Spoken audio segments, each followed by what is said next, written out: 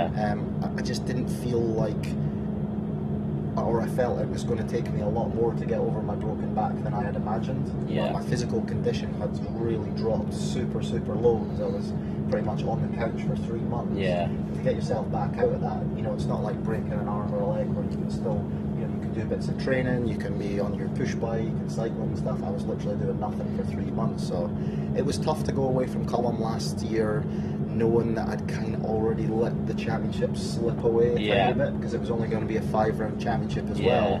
This year, with it being back to 8 rounds, I really feel like everyone's going to have a bad round or a bad race, so it's definitely a lot easier to make up championship, that deficit. Obviously Foxhills, I've got a few results. I looked back through the My Laps archive, and it's been pretty good place for you by the looks of it. 2014 we had there's a 3-race format. I'm not sure about the first race. We had a DNF in the second one and won the last race. And you were shedding any light on that DNF? Was that a bike? We actually had a tyre pop off the rim, believe it or not. It's not happened to me very often, but we were just talking about that today. So I was just heading up through the wave section after the finish, and the tyre just jumped off the rim, and I managed to limp it back to the van, but it was, that wasn't going to happen on that day.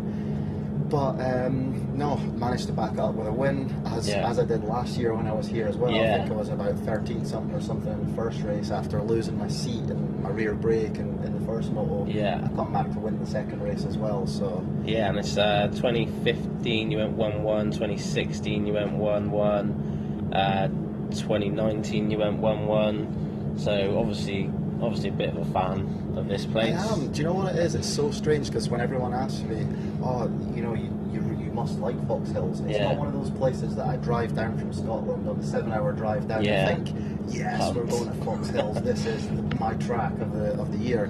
It's definitely not. But 9 times out of 10, when I go out those gates on the way out going home, I'm like, oh yeah, this has been a great weekend. So it's not one of those tracks that I pin on the calendar as my type of going. But I do know that you have to put extra energy into making no mistakes around here. It's really easy to lose time around this track, very hard to gain it back.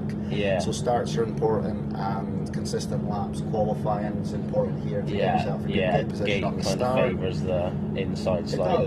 So there's lots of good guys in the 450 class this year, a lot of good starters as well, so you just have to be on your A game and just try and bring it tomorrow as best I can. From racing there in the past myself, I was not the same calibre as you, but I've always found that if you can sort of get a good start and put in some good fast-paced laps at the start and then just hit your marks from there on out, it's sort of the race just comes to you a lot of the time. It does. It's one of those tracks that if everything's going nice, you do start really getting into a flow with it. You start jumping a little bit further down the hill. It can be quite a fun track when you get a groove. Carrying nice corner speed, and that's where the little tenths are made up. It's hopefully going to be quite technical tomorrow, because I see they've ripped the soil up and they're watering it now, because it's been really good weather today as well, so a lot of people questioning whether it's going to be a bit dry, but I'm sure the track crew is going to be on the case, and we should have a lot of deep lines and ruts and things like that to contend with tomorrow as well, which is something I enjoy, so here's hoping it'll be a good one. Obviously you've been doing the British Championship now for quite a few years. Is there anything that sort of sticks out in your mind from Foxhills, any stories you got from back in the day?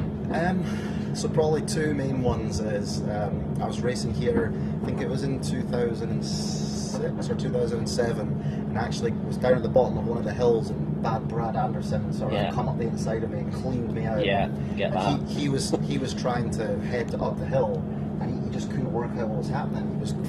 He was changing down gears, and he was absolutely flat out hanging off the throttle, and he was thinking, what's up with my bike? I've just passed Shaun, and he's nowhere to be seen. And he turned around, and I'm in his back wheel, wedged right in there. The tyre's just like doing a burnout on me. So I was like, Jesus, Brad. That was one that was, looking back on it now, it's funny, but not so much at the time I wasn't too happy. And then the other one was in 2008, when I actually did go on to win the British Championship that year. Stephen Sword was really good on these types of conditions, and it was me and Swordy all day. I think we went 1-2 in qualifying. I won the first race just by like a fraction of a hair on the finish line. and it was going into the second race, and I led every single lap of the second moto, and I thought, I've done it.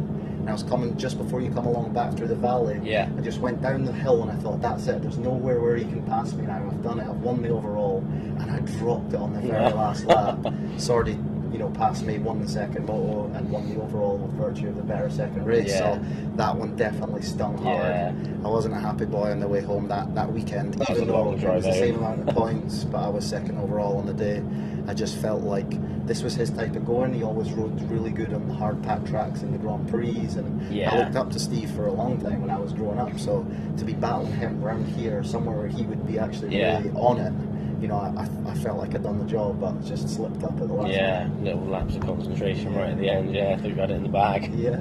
Sometimes, even at my age now, at 34, these things do happen. We're all human, but you've just got to try and eliminate those last things and focus until you see the finish line. Obviously, you're doing your own thing now, the SS24 KTM, but you've rode for pretty much sort of the whole tier of teams as it is. You've had like factory KTM, factory TM, Hitachi KTM, you've done like the whole satellite thing.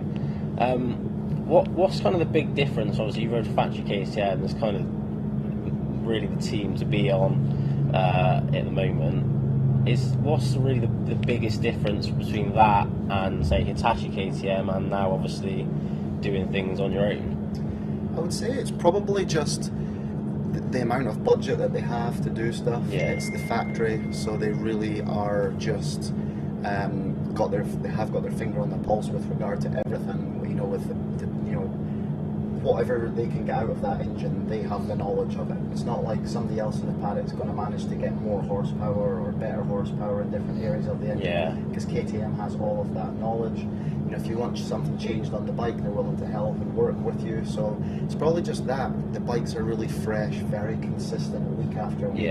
Even now, try not to use my bikes too much, but you do feel them tailing off. You grab a new one that's ready for racing, and you're like, oh, this is nice, and it's all sharp and everything's new. Like a lot of people would agree, when you get your new bike at the start of the season, it just feels nuts. And that's pretty much what it's like riding a factory bike every week, because they change every nut and bolt, and it's pretty much so fresh. Always new tires. That just budget's just not an issue. Whereas riding for someone like Hitachi KTM, the level of their team these days is on a par with the factory team, really. But sometimes the information there with regard to how to set up the engine or the suspension, that's probably the only disadvantage that a team like that would be under. But they work hard to get the best out of it for the rider, and that's all you can ask for. And then doing it somewhere like I'm doing it now for myself, it's obviously different, a lot more hard work. Spinning spanners during the week, loading up the van, heading out practicing with my dad, juggling my family life, my wife, 2 kids. So there's a lot to do. But at some point in the last 2 or 3 years, I decided to take that on me, and I can choose to do whatever I want. If I don't want to go practicing one day, I don't have to feel bad or second guess it or speak to someone about it. It's just my own program. I'm doing it with my dad, and we try and get the best out of it, and I feel happy with that. So the only thing I would say, looking back on my GP career, although I've rode for a lot of good teams, I never got a real good crack at factory level team for a long period of time. Someone like maybe Ben Watson is that now. He's been in the Yamaha factory for 3 years, and now he's on Kawasaki factory. He's starting to get that run of factory teams. Other riders who I came through with, like Kevin Strybos, he was factory rider for a long time on the best of material a lot. I sort of was jumping up and down a lot. If I couldn't find something, I wanted to make it work, and I was willing to graft through it. You mentioned factory TM, which I actually think had a lot of the fundamentals to be a really good season, but we were just having so many issues with the bike that we weren't really having during the week. We'd come to the weekend and new problems would be cropping up, left, right and centre, and that ended probably not on the best of terms, because I was just frustrated and they were frustrated that they weren't getting any results on board. And then I managed to jump on a privateer Yamaha, and at the end of 2013 won my first ever GP. So I always looked in my career to take a negative and try and turn it into some sort of positive. It's it's a tricky one to keep the motivation there through all of those moments. Yeah. But, you know, you always just had to think that, you know, better days were coming, and, you know, if you kept grafting away, things would turn around and it would work out for you. And, you know, I'm not saying I had a string or season after season of really good top results, but, you know, there was a string of wins in there, and good rides, and solid top 10 finishes in the World Championship year after year. And, you know, coming from where I do in Scotland, I felt like I achieved a lot. Yeah, obviously you left the TM team, moved to the Yamaha team, and got that win there up. So yeah, I mean, obviously everything for a reason and things like that. So and I think for a long time, because, you know, I started GPs in 2004, and it took me until 2013 to actually win my first overall GP. So at some stage throughout that 9 years building up to that moment, I thought, can I actually do this? Will I ever get one of these? Yeah. And then I got one at Lear, sheer elation. You know, I thought, finally cracked one of these things. And then you think, but will I be able to do it again? Yeah. You know, it took me 3 more years, and then I won two in 2015. So, you know, and then you thought, oh, am I going to get any more? And then I did get one in 2017. So, you know, I got 4 GP wins to my name, which is, you know, really, really cool. Yeah, it's not to be sniffed at. But you obviously always want a little bit more. Yeah, it would have obviously. been nice to have, you know, fought for a title at least. You know, Tommy never got a title, but he was in the hunt. So many times, and was up there winning races and GPs and going up against Jeffrey. Yeah, up against Jeffrey and podiums, and, you know, that I never just made it to that level, which is probably a regret. But still, injuries and, you know, bad decisions on my part played a part in all of that as well. So you just got to look back on it and try and savour the good moments. Obviously, you've done GPs for like countless years for MX2 and in MX1. Is there anything that you kind of regret doing, or like regret not doing, or taking an opportunity, or feel like you maybe missed out on something? I wouldn't say so. It's not something that I, you know, lose sleep at night thinking, if only I'd signed this deal rather than that deal. You know, there was a couple of deals that slipped through my fingers at the last moment.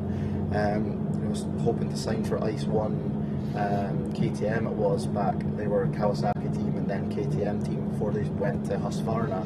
And that deal, I think it was the end of 13 or 14, somewhere in those years. You know, that one of those years that slipped through my hands, and I think it would have been nice to have got on a team like that, and then sort of, you know, feel like you were a factory guy again, and then maybe you could have kept that string of factory rides going. But no, I'm not someone that's, you know, feels like I'm so hard done by, and, you know, everyone else is getting an easier ride of it, and, you know, I'm just willing to, you know, get on the tools and get dirty and stick it out and try and keep smiling through it all, because at the end of the day, it's you know, what I love doing is my job, and it has been for the next part of 20 years. So, you know, not a lot of people can say that they can do that or have done that and have been quite successful whilst doing it. No, and obviously it's as like jobs go, it's not a long career for a motocross rider. So you've got to make the most of it, haven't you, and sort of sit back and sort of take a minute and enjoy, like realise what you're doing is like a hobby for a lot of people, and you're getting paid to do it, and it's pretty cool. Just going back to the injury side of things, which is obviously the negative part about it, but it must be just in our blood. You know, the moment you get injured, you think, oh, I'm fed up with this. But give it a couple of hours, and you're like, speak to the doctor. When are we going to get back on the bike? How long is it going to be? And, you know, I rode through to win some championships and things with, you know, broken bones. And 2008, I had my collarbone plated on the Monday morning, and then I rode at the British Championship on the Sunday to keep myself in the title hunt, and I won that overall up in Brampton. And that was sort of the defining moment of that season, where I just kind of, you know, people have thought, oh, he's blown it, but I managed to just dig even deeper and come out and get that. It's so crazy. There's a lot of cool stories in there. I mean, like I said, you've done British Championships now for a long time. Is there like a memory from any British Championship round, not just Foxhill, that's just always in your head? It's just whether it's good or bad, or just any year, any round. Like, when someone says to you British Championship, what's kind of like the first thing? I think that the first thing that pops in my head was my first British title in 2008.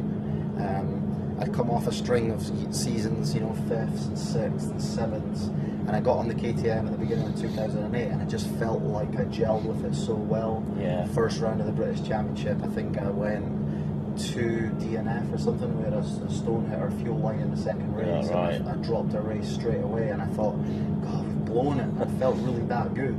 But the rest of that season, I kept chipping away, and I had the operation.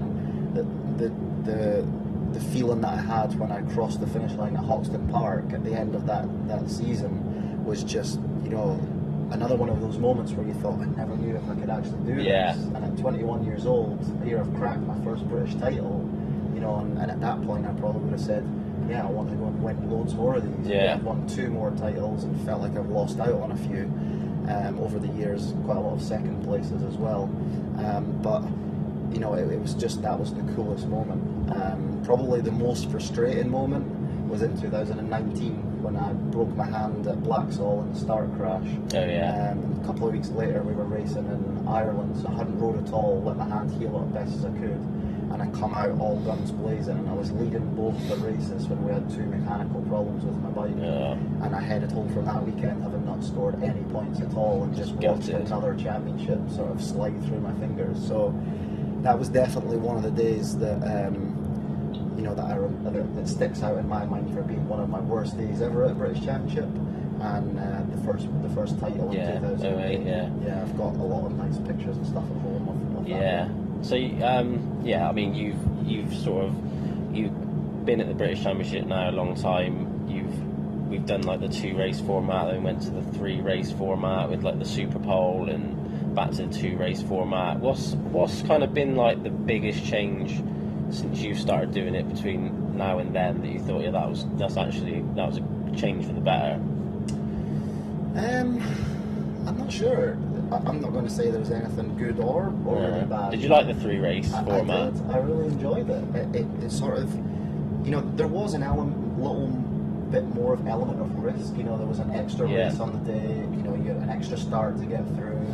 Especially when I was fighting for a championship that year in 2015, I remember distinctively that was a year that there was 3 races, and I won every single overall that year. To do that amount of motos, right? That long of a championship, whilst doing the Grand Prix as well. I finished 4th in the World Championship that year. That was a lot of motos to get right and win all of those overalls. So I was really proud of that one. I liked the 3 race format because it really felt like your day went quick. It was like qualifying, back in, get the bike ready. It was hard for the mechanics. And it was like 3 shorter motos, a little bit more sprinty. It really kept you on your toes. And actually feel at that point it was really good practice for the GPs because it kept your intensity up. Your physical condition was good with the longer races at GPs, but when you come back here it was more of a sprint. But then when it went back to the 2 race format, slightly longer motos again, which I liked, and that suited me quite well. I actually preferred when it was 30-minute races, but you've got to hit a happy medium with your local guys or your sort of more amateur guys and your pros. So we were having 25 minutes. 25 plus 2 normally works out about half an hour anyway, so it's pretty decent length of moto. But no, I just move with the times, with what's coming. It's nice to keep things fresh and change things a little bit, but within reason. Don't do anything rogue. I think that's obviously. You kind of got to get the balance. Don't want to do anything too out there. What about the? Were you a fan of the Super Pole? I think it was top. Was it the top 7 or 8 they took from qualifying then? I don't remember how many it was, but that was always a bit of a pressure situation because go from 1st to 7th. You felt like you'd put your nuts on the line once already that day and got yourself into the Super Bowl, and then in front of everyone, one lap, you hit one pebble in a rut, you crash, as you say, then you're 7th. So, it's like we just talked about at a track like this, qualifying is really important. And to have it just all on that one lap, you've normally got 20-minute session to do your best lap, and you can chuck a couple away if you make a mistake, shake it off. The Super Bowl, I think, was probably a little bit tricky for the fans to watch or understand. Unless it was really getting talked over properly by the commentator. I can't remember how that was done, but it maybe was a little bit confusing for some people. But no, as I say, it was another era that I went through, and at times I enjoyed it, and at times it frustrated me. But it's back to a more conventional system now, where, like I say, you've got your 10 minutes free practice, and then some decent amount of time to do a qualifying lap, get to learn the track a bit. Yeah. Is there anything that you'd like to see implemented, just to sort of mix things up, or maybe, I don't know, like a 10-minute qualifying race rather than lap time? I would say, if it was me, I would say, let's have 3 motos again and just do a bit more racing. That's ultimately what the fans are here to see. I would say it's probably nicer to have a little bit less duration between the races. The fans can get a little bit sort of lost in the day and maybe a little bit sort of frustrated and want to head home a bit earlier. So when the fans turn up here at sort of 12, 1 o'clock, you want to get them in the mood by showing them your best guys out on track back to back. So MX2, MX1, short break, get them back out on track again. If it's just a 2-race format, that's pretty much done. Podium straight away, all the fans are there, and then everyone can be heading home. Do you think, obviously, have this now, they've sort of brought in the MXY2 and the MXY1 and the 85s and 65s sort of at the same meeting? Do you think it kind of helps the fans sort of stay a bit more connected to the meetings? Obviously, there's your race will finish, come in, and then like the 85 race is pretty much straight off the line. There's not really any sort of dead space. There's always something for the fans to see, but I think ultimately the fans want to see the best riders in Britain performing. So for me, that is the highlight of their day. I really don't mind a support class or 2, but sometimes it does feel like it's quite busy.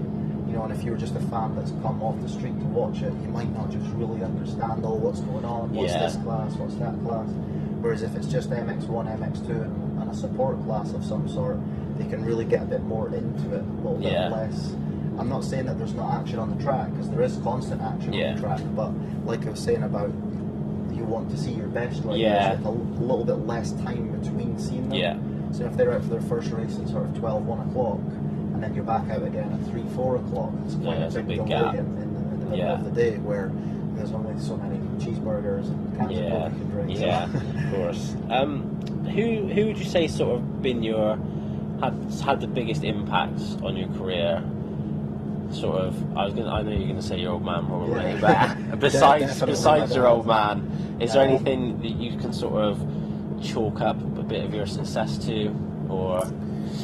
No, just my family. I mean, we've been such a close family. Everyone in my family has sacrificed everything to get me to where I was. In this day and age, families sacrifice a lot of monetary things. There's, like in Formula 1 or MotoGP, there's a lot of money floating around in the World Championship paddocks now, people buying rides and things like that. I don't really agree with that type of stuff, and that's not something that we could have ever done or managed to afford. So just the sheer work ethic that was drummed into me as a kid, and work hard and you'll be repaid. I always remember being a kid and saying to my dad, I could really fancy some new kit, mine's got holes in it, it's next match, and he said, Shaun, one day you'll get all your kits for free, just that's fine for you just now, just go and ride your bike, enjoy it, and nowadays I get free helmets and boots and gear and stuff for my bike, and it is that thing of just work hard, and one day it will come.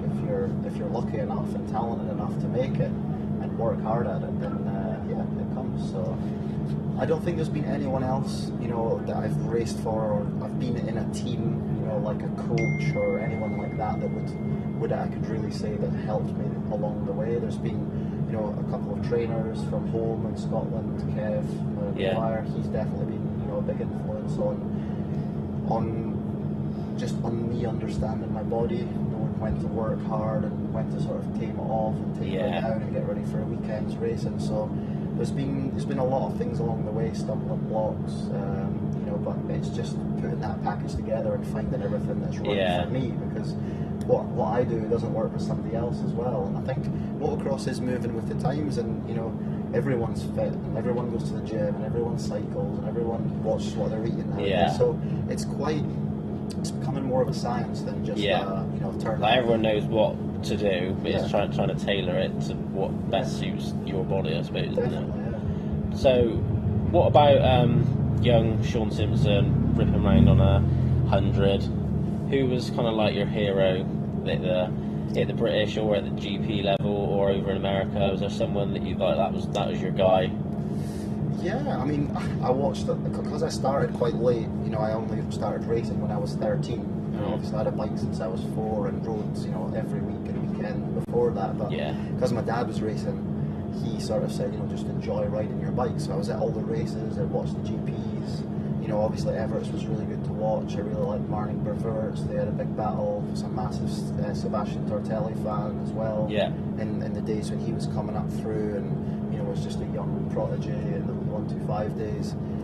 Always liked watching Jeremy McGrath in America, Ricky Carmichael, later on James Stewart. I'm just a motocross fan. Like, I just love watching it. Just love the sport. Yeah, I do. I would happily stand and watch any of the races that's going on here tomorrow and get into it, or watch the Supercross that's happening tonight, you know, and check the lap times from that. So it's always something that I'm doing. But you know, as a kid, I just sort of every waking minute of my day was just thought about Love MX. Yeah, when can I get back home? When can I get out my bike? Where are we going this weekend? You know, and my dad was always a believer, and I had to do a lot of my own bike from a very young age. So, you know, if it was pouring with rain outside, you think, you sure you want to go riding today? Because you'll have to wash it all and clean everything. Yeah. And I was always the first to say, yeah, let's do it. And, you know, and get home and spend the 2 hours it took to clean everything up, and clean the van, and then head inside and kick my feet up in front of the fire. Whereas these days you see a lot of, probably sometimes the parents wanting it a little bit more than the kids. And that isn't the way that I've done it. No. I'm not saying that's the right or wrong way to do it, but it's sometimes for me it's a bit frustrating to see. Yeah. Oh, like you've done GPs, you've done British Championships, other national championships, but you went and did the AMA Nationals, went and did Unadilla. What was that like compared to like the British Championship and the GPs? I think it's just one of those things again where like change is good for me. You know, if you've been racing for 25 years, it's easy to kind of get a little bit stuck in the monotony of the same sorts of things. You know, it's hard for me to say because I've done that much racing, but even coming back to the same tracks, you know, for a lot of the guys, this may be the 3rd or 4th time they've been to Foxhills. You know, I've been here like 20 times probably. So, you know, it's nice to see changes, whether that be on the track, a new jump, a new section, that sort of thing excites me when I'm coming back for another time. And when I went over to do the AMA in Unadilla, it was just like new track, different riders, new bike, different gear, different number on the front of my bike, different race format, different fans. It was just, everything was different, so everything was so cool. I was riding such a cool wave at that point because I'd just come off the back of going 1-1 in Lommel the week before. We'd flown out to America. I got given a factory bike from KTM, which I wasn't a factory rider in Europe at that point, and you know, it was just, everything was new, but I was rolling with it, and sometimes that can work for you, and it did for me then. I think I was 4th overall on the day, just missed the podium by a point or two, and you know, coming back from that experience was really, really cool. Was there any expectations going over there? Like, obviously, you just went 1-1 at Lommel. Was it like, I reckon I can get a podium here? Like, yes and no. Probably part of me was like, yeah, I'd love to try and get on the podium, and another part of me was like, just enjoy it. Who cares if you go 8-8? Just enjoy the experience and, you know, come back in one bit, because I was still, you know, fighting for 4th in the World Championship back in Europe, so didn't want to do anything stupid either. But it was just a cool experience. Driving home from there, it was just like, it was on cloud 9 because everything in life was going good at that point. And it was nice to come home, you know, not having a dig at the Grand Prix, but it was nice to come home with some prize money in my pocket as well. You know, made definitely. like nearly a couple of $1,000 just from the prize money from the event. And I hadn't even won, you know, I think I went 4-6 or 4-7 or something like that for 4th overall. So, you know, that was quite a hefty paid packet, and that helped pay my flights and a few other bits and bobs, because I paid it all of my own pocket. No, that's cool. I think a lot of people, I think pretty much anyone in the paddock, if they got the chance, would go and do an AMA round. I mean, you kind of watch it on telly, and it kind of just looks like it just looks nuts. I think. It's just again, it's like they've got natural tracks. They prepare the tracks a little bit different. You know, the race fuel smells different. They've got different different sound from their bikes because they've got different noise controls and things over in America, and you know the fans are just a little bit more mad for it. You know, it's just everything's different and cool. Yeah, it's not somewhere I could probably handle for you know actually living there. You know, America's a bit much for me. I quite like hanging out in Scotland, in the countryside where I'm from. But for one off, it's good. You know, just the sheer buzz of the event, and it's something I'd look to go and do again. I'd like to try and squeeze one in this year or next year if there's.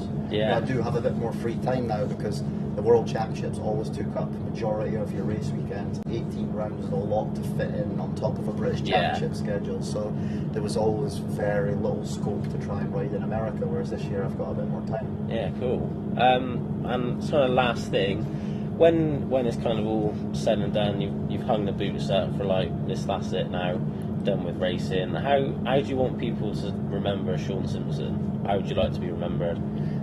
Probably just for being, a trier. Anytime I put my helmet on, I give 110%. Probably not the most stylish guy out there, not always the fastest guy, but when I've got my helmet on, I'm giving 110%. And 90% of the time that works for me, and I can get really good results, and I can normally stand on the podium most given weekends. I like to give a little bit back to the fans as well. I feel like I've been quite a happy character to be around in the paddock for the last couple of decades. So just be one of those guys that people watch. I watch other riders and hear fans saying, that guy is just an animal on the bike. He crashed there and he got back up and he was given more energy after he crashed. And that's the type of guy I feel like I am. And I hope when people watch me, they think, this guy just never quits, never say die attitude. And I think that's a good quality to have, because there's plenty of guys out there with more talent than me and a little bit less want for it, and you fall short quite often when you don't have the heart. I don't think anyone can really argue that you don't give it your all when you're out there. I mean, I've watched you from the side, watched you in the race. I mean, you can always tell the riders that are giving it their all. And I think it's fair to say you've definitely been one of them throughout your career. But thanks for your time, Shaun. Not a problem. It's been a pleasure. It's been nice. Just best of luck tomorrow. Try and get another 1-1 on the board. Yeah, that would be nice. I mean, it'd be nice. As you said, it's a long championship, so just be good to walk out here with a couple of solid results and hopefully head up on the podium. Cool. Cheers, Shaun. Thank you.